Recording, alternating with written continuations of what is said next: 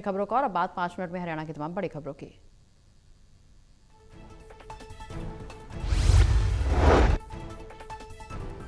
CM Saini ने सोमनाथ स्वाभिमान पर्व कार्यक्रम में शिरकत की। पीएम मोदी वीडियो कॉन्फ्रेंसिंग के जरिए जुड़े। सीएम सैनी बोले, सांस्कृतिक चेतना और आस्था का प्रतीक। महादेव के गुजरात में स्थित सोमनाथ मंदिर के ये पुनर्निर्माण के 75 वर्ष पूरे हो रहे हैं। इस उपलक्ष्य में पूरा देश सोमनाथ स्वाभिमान पर्व मना रहा है। साथ संगत जियो, यह पर्व गत 11 जनवरी से शुरू हो गया था और सोमनाथ स्वाभिमान पर्व में बोले सीएम सैनी, ये केवल अतीत का स्मरण नहीं बल्कि भविष्य के भारत का संकल्प। और देश के यशस्वी प्रधानमंत्री आदरणीय नरेंद्र मोदी जी आज उस इतिहास के बारे में हम सबको अवगत कराएंगे। हम आज यहाँ वैदिक नदी अरुणा व सरस्वती के संगम पर यह पर्व। जगाधरी में सोमनाथ स्वाभिमान पर्व कार्यक्रम में मंत्री श्याम सिंह राणा ने शिरकत की। कहा, पीएम मोदी चुनौतियों को पहले भांपते हैं, देश को दिशा देने का काम भी करते हैं।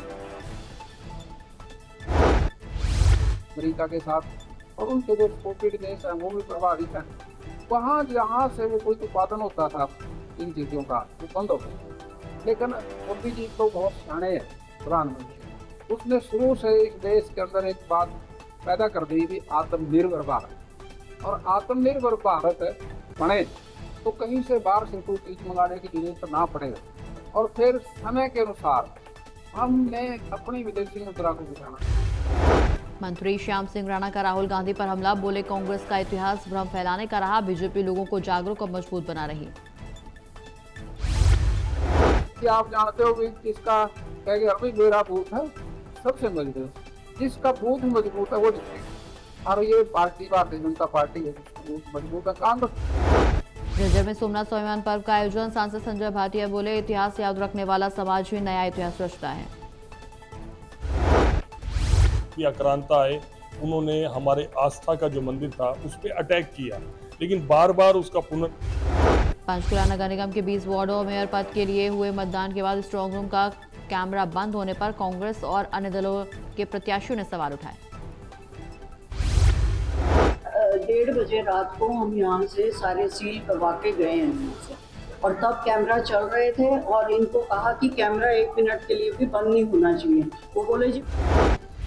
मेयर वार्ड चुनाव पर विवाद। स्ट्रांग रूम कैमरा बंद होने से विपक्ष का हंगामा। कांग्रेस ने निष्पक्ष जांच की मांग की।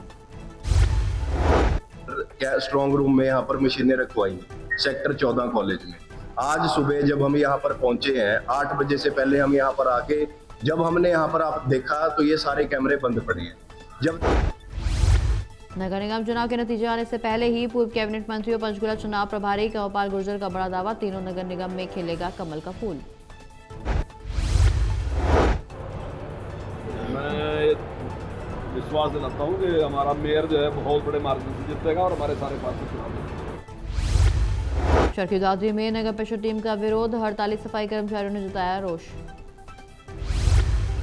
उठाने दिया, कूड़ा भर भर के लेके आने लग रहे थे कर्मचारी, हमें उठाने दिया, हमें रोड पे डलवा दिया वापस कूड़ा, और जब तक हमारी मांगे पूरी नहीं होगी नहीं।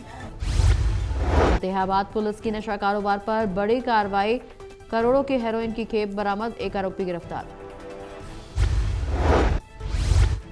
ताबड़तोड़ कार्रवाई की है, जिसमें पहली कार्रवाई है जो करीबन 1 kilo 510 gram heroin. Yamunanagar police को मिली बड़ी कामयाबी। टीम ने करीब 3 लाख रुपए की कीमत की अफीम बरामद की। एक आरोपी को गिरफ्तार भी किया। को मुखबिर मिली थी कि एक व्यक्ति जो कि नशीला पदार्थ हो सकता है उसके पास। तो यमुनानगर के गांव बालचप्पन में किसान की गोलियों से हत्या। चुनावी रंजिश में फिर गूंजी बंदूकें। हरियाणा में अगले 48 घंटे तक बादलवाई और बूंदाबांदी। किसानों को कपास नरमा की बिजाई रोकने की सलाह। के कारण 11 से 13 मई के दौरान मौसम में बदलाव रहने की संभावना जताई थी। उसी के अनुरूप पश्चिमी विक्षोभ का आंशिक प्रभाव के कारण आज पश्चिमी हरियाणा में सिरसा से बारिश शुरू हुई है। सिरसा, फतेहाबाद, हिसार, अभी भिवानी, चरखी दादरी, महेंद्रगढ़, रेवाड़ी और जींद, रोहतक, झज्जर